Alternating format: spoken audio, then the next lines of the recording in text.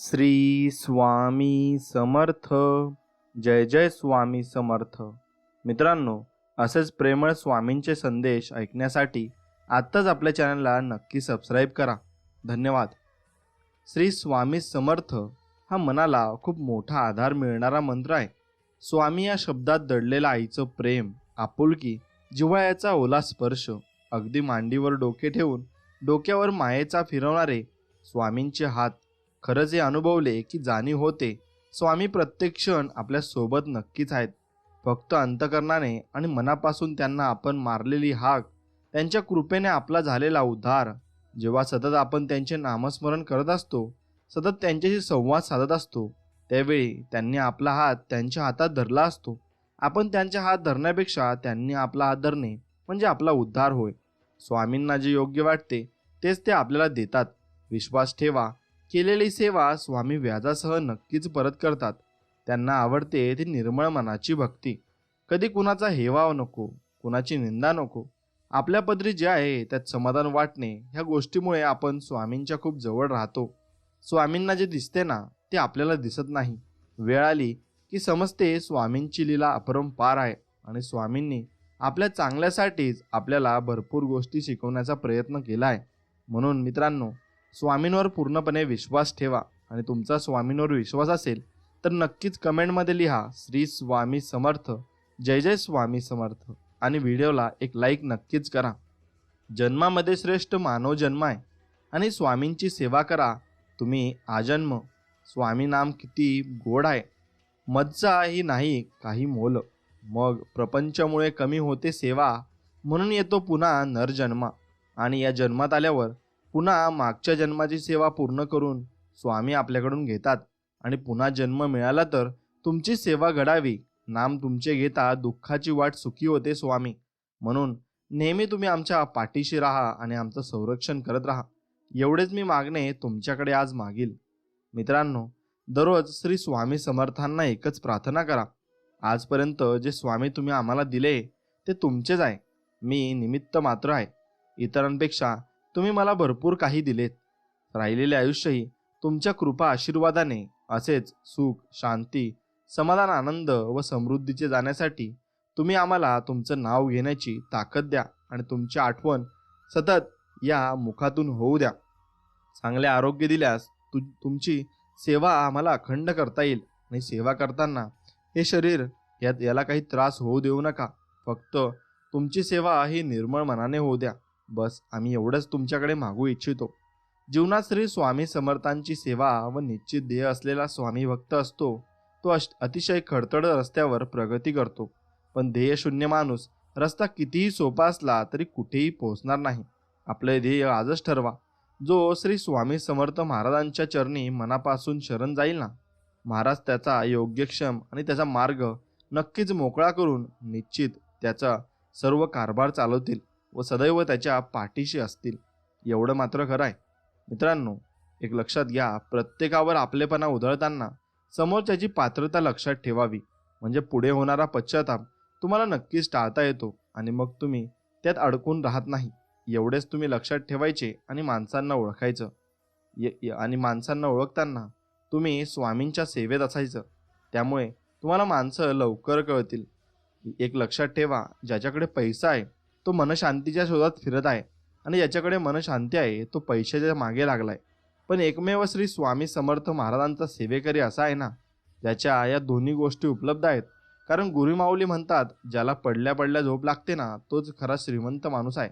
म्हणजे महाराजांचे स्वामी भक्त आणि स्वामींचे भक्त असा एकतरी श्री स्वामी समर्थ महाराजांचा स्वामी भक्त दाखवावा. ज्यांच्या घरात माता महालक्ष्मी व त्याला अन्नपूर्णा त्यांच्या घरात वास नाही. जेथे महाराज आहेत ना तेथे सर्व ब्रह्मांड वास करते आणि तेथे सर्व त्या भक्ताला मिळत असते. एक लक्षात ठेवा, जेव्हा आपण स्वामींची सेवा करतो तेव्हा आपण पूर्णपणे निर्मळ होत असतो. श्री स्वामी समर्थ ही सोनेरी शब्द अक्षर सुमने इतकी हळूवारपणे घ्यावीत की त्यांची गोडी अमृताला लाजवू पाहते. ही शब्दमाला आपल्या कंठात नेहमी असावी. पाहता पाहता आपले तेजपूज स्वरूप ती तुमच्या कंठात पाझरू देऊन तुम्हाला सुशोभित नक्कीच करेल.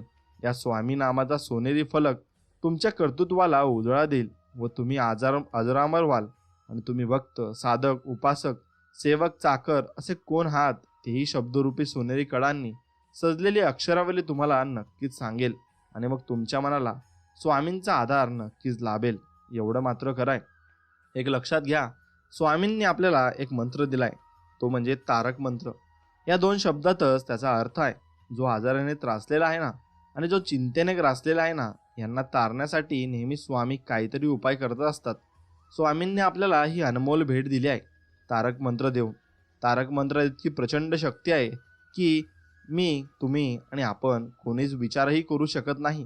शेवटही ती स्वामींची शक्तीच, अगम्य शक्ती. हा मंत्र तुम्ही म्हणायला सुरुवात करा आणि बघा, तुमच्या शरीरात एक नवीन बळ येईल आणि एक नवीन ताकद येईल आणि तुम्हाला ती ताकद जाणवू लागेल.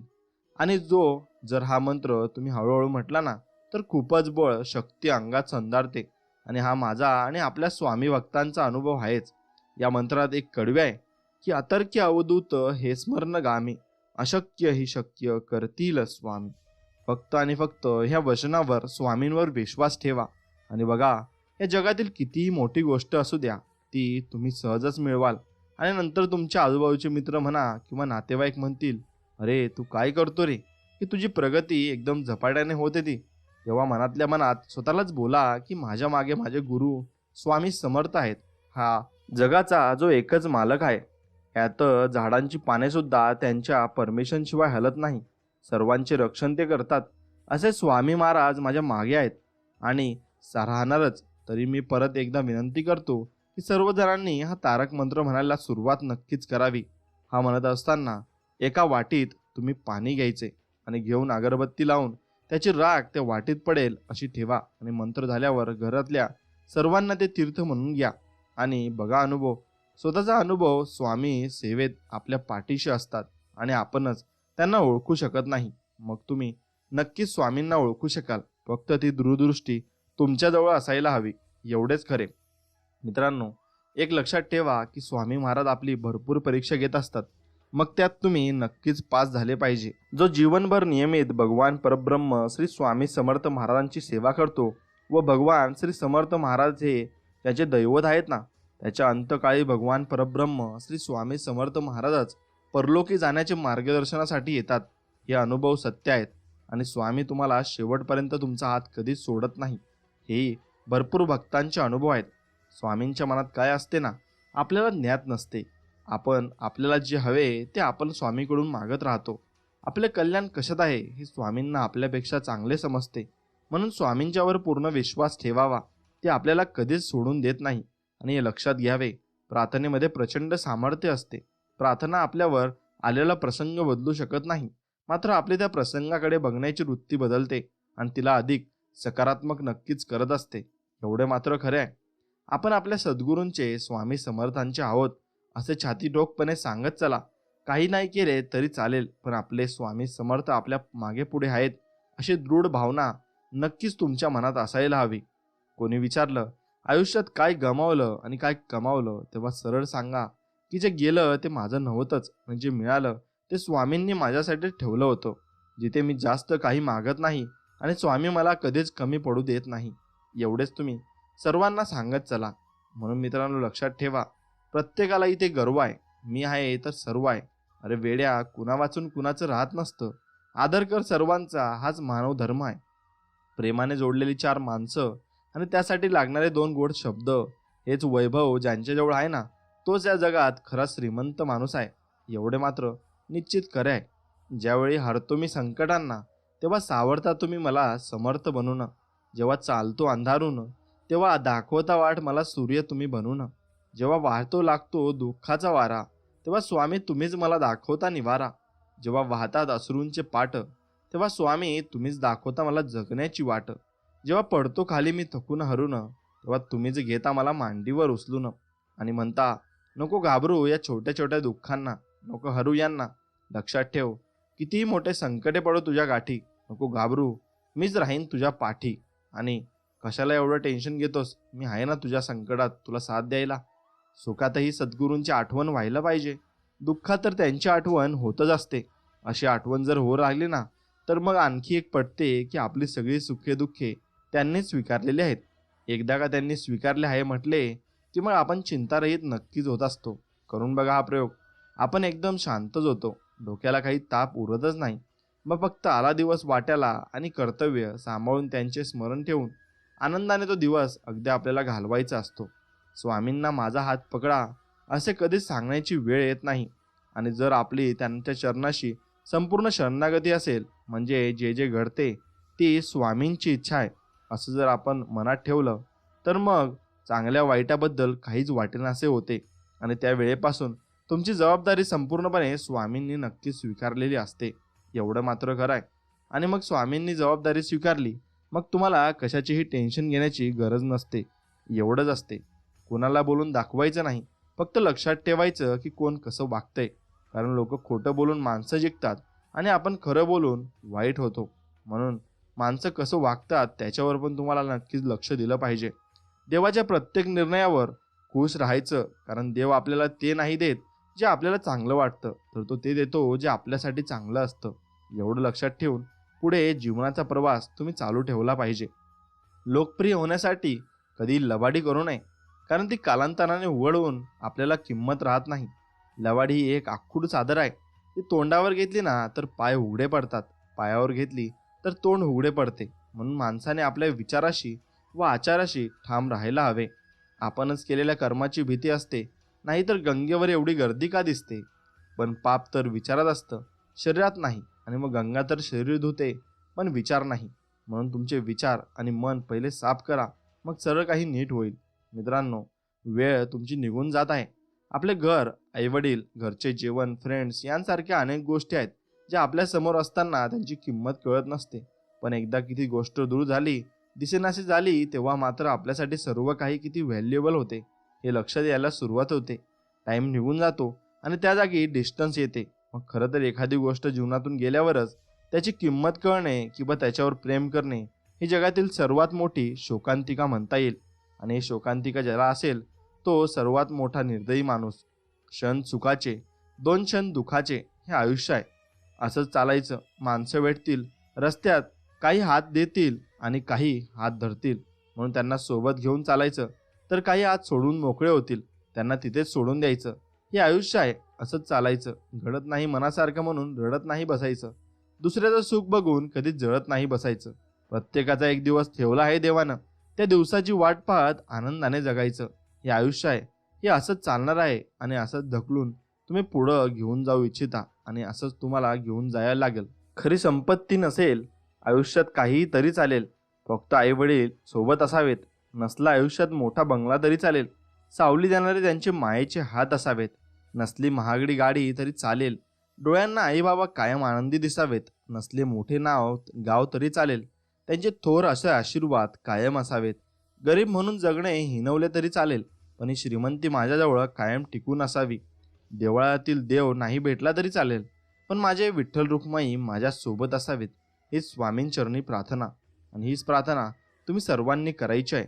जेव्हा आपण इतरांसाठी प्रार्थना करतो, दुआ करतो ना, तेव्हा आपली प्रार्थना निश्चितच इतरांसाठी मदतनीस म्हणून कार्य करते आणि अशक्य वाटणाऱ्या गोष्टी सहज शक्य होतात.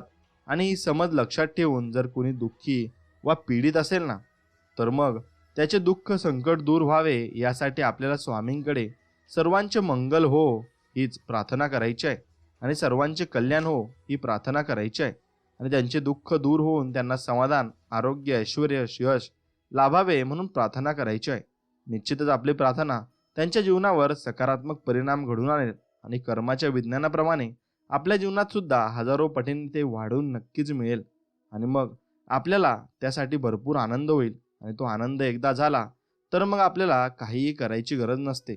आपल्याला फक्त त्या आनंदात रमून जायला शिकलं पाहिजे. आपण त्या आनंदात जेवढं रमून जाऊ तेवढंच आपल्यासाठी चांगलं होईल. आणि आपल्यासाठी जेवढं चांगलं झालं मग आपण त्यासाठी भरपूर प्रयत्न करून सुद्धा आपण त्या कामात यशस्वी होऊ. मित्रांनो, स्वतःसाठी जसे आहात तसेच राहा. कुणासाठी वाईट किंवा चांगलं होऊ नका. ज्याला तुम्ही पटलात तो तुम्हाला कधीच नाही सोडणार. आणि ज्याला तुम्ही दुःखी आवडला त्यांच्यासमोर जीव जरी ओवून टाकला ना तरी तो तुम्हाला नाही होणार. म्हणून लोकांचा विचार करत जाऊ नका. लक्षात घ्या, स्वतःचा विचार करा आणि तुमचे मन कसे आहे आणि कसे तुमचे मन चांगले होईल याचा विचार करा. नक्कीच तुम्ही एक दिवशी जीवनात यशस्वी व्हाल आणि तुम्हाला सर्व काही प्राप्त होईल. एवढंच तुम्ही लक्षात ठेवून सर्व कामगिरी पार पाडायची आहे आणि तुमच्या जीवनात सर्व कामे अगदी आनंदाने पूर्ण करायची आहेत.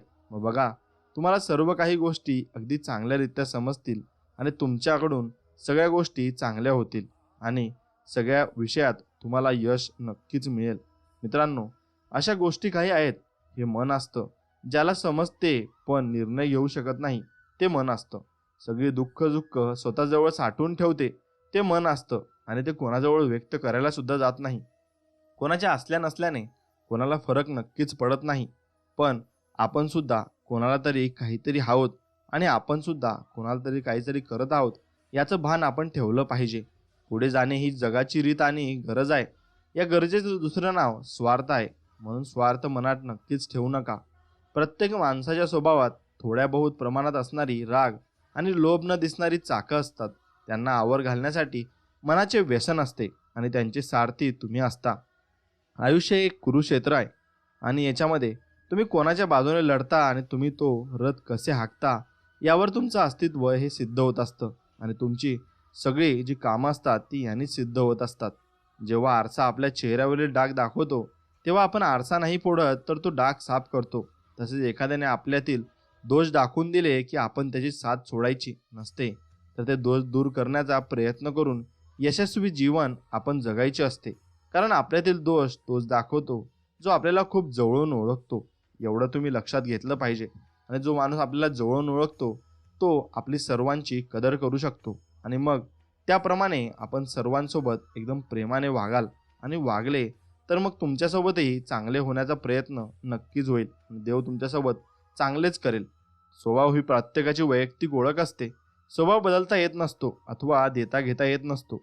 आपली समज आणि वाढवत असताना जे आपल्याला मनात जास्त आवडतं गेलं त्याचा परिणाम म्हणजे आपला स्वभाव आणि लोकांना न आवडणारा स्वभाव हे आपलं न फिटणारं कर्ज असतं आणि सर्वांना खूप आवडणारा स्वभाव हे आपली अनमोल ठेव असते. एवढं तुम्ही नक्की लक्षात ठेवलं पाहिजे आणि त्या मार्गाने चांगल्या मार्गाने चाललं पाहिजे. मधावर पहिला नैतिक हक्क हा फुलांचा असतो, पण मध चोरून पोळ्यांमध्ये साठवणाऱ्या मधमाशांना त्यांचे श्रेय दिले जाते. समाजातही असेच असते.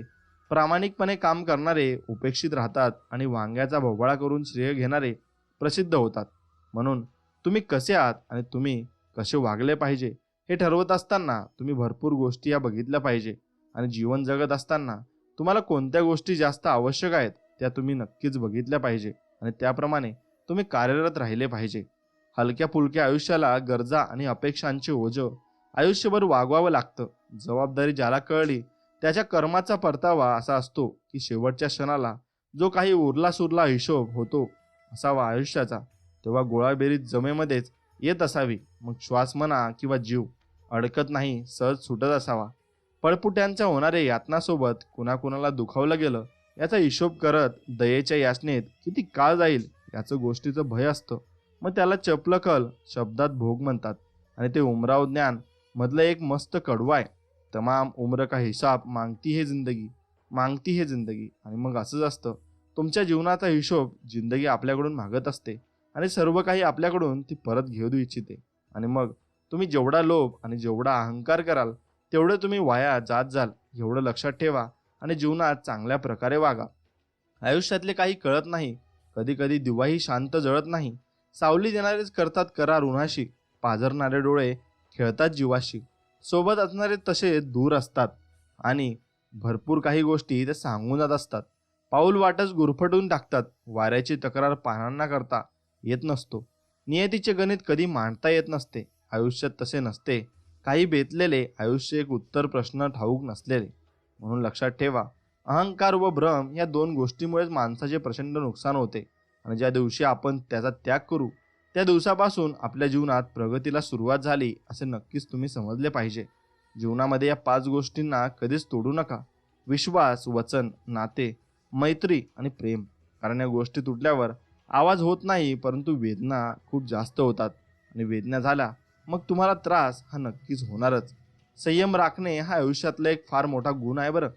कारण एक चांगला विचार अनेक वाईट विचारांना नाहीसा करू शकतो आणि मग आपल्याकडून ज्या काही चुका झाल्या असतील त्याची माफी मागणे हा त्यामागचा एक पर्याय असतो. आपल्याकडून झालेली एखादी चूक किंवा एखादी घडलेली वाईट गोष्ट लपवण्यासाठी आपण एक खोटे बोलतो, पण नंतर तेच खोटे लपवण्यासाठी आपण पुन्हा खोटे बोलतो आणि पुढे ते चक्र वाढतच जाते व आपण स्वतःच त्यात फसत जातो. आणि आपल्याला असे वाटत असते की आपण दुसऱ्याला व्यवस्थित फसवलं, पण तसं नसतं. खरं तर त्याचं समोरच्याचं काहीच नुकसान होत नसते, पण आपण आपलेच नुकसान करून घेतलेलं असतं. हे आपल्याला काही काळ गेल्यावरच समजतं आणि मग आपण त्यात सगळं काही बदल करू शकत नाही. मग वेळ निघून गेलेली असते. जी माणसं हवीशी वाटतात ती जीवनात कधीही भेटत नाही आणि जी माणसं नकोशी वाटतात त्यांचा सहवास कधी संपत नाही. ज्यांच्याकडे जावेसे वाटते त्यांच्याकडे जायला जमत नाही. जेव्हा जीवन नकोसे वाटते तेव्हा काळ संपत नाही. जेव्हा जीवनाचा खरा अर्थ कळतो तेव्हा काळ संपलेला असतो. जीवन हे असंच अपूर्ण असतं, त्यांच्याशी जपूनच वागावं लागतं. म्हणून जीवनात जगत असताना प्रत्येक निर्णय तुम्ही स्वतःच घेतले पाहिजे आणि त्यात तुमच्या काही समस्या असतील तर त्या तुम्ही नक्कीच सोडवल्या पाहिजे. मित्रांनो, एवढं लक्षात ठेवा, घरातील निर्णय जोपर्यंत मोठ्यांच्या सल्ल्याने घेतले जातात तोपर्यंत घर शाबूत राहते, पण जेव्हा सगळे स्वतःला मोठं समजू लागतात तेव्हा मात्र घर काबूत राहत नाही. लक्षात घ्या. म्हणून तुम्ही निर्णय कसे घेता हे तुम्ही ठरवलं पाहिजे आणि स्वामींच्या भक्तीत कायम राहिलं पाहिजे. कारण जेवढं आपण स्वामींच्या भक्तीत राहू तेवढं आपल्यासाठी भरपूर चांगलं राहील. कारण जेवढा माणूस स्वामींच्या भक्तीत राहतो तेवढंच तो सर्व काही प्राप्त करू शकतो आणि त्याला सर्व काही गोष्टी या मिळू शकतात. म्हणून लक्षात ठेवा, स्वामींच्या भक्तीत राहणं देखील खूप चांगली गोष्ट आहे. स्वामींचं नामस्मरण चिरकाल घेत राहावा आणि दिवसातून भरपूर वेळेस स्वामींचं नामस्मरण करा. एक लक्षात घ्या, स्वामींचं जेवढं नाव घ्याल तेवढे तुमची संकटे दूर होतील. मग मित्रांनो, आज पुरता एवढेच. भेटूया नवीन एक व्हिडिओमध्ये. तोपर्यंत व्हिडिओला लाईक केला नसेल तर लाईक करा आणि चॅनलला सबस्क्राईब करून बेल नोटिफिकेशन ऑन करा. चला तर मग भेटूया नवीन एक व्हिडिओमध्ये. तोपर्यंत जय श्रीराम, जय श्री हनुमान, श्री स्वामी समर्थ. जय जय स्वामी समर्थ. धन्यवाद.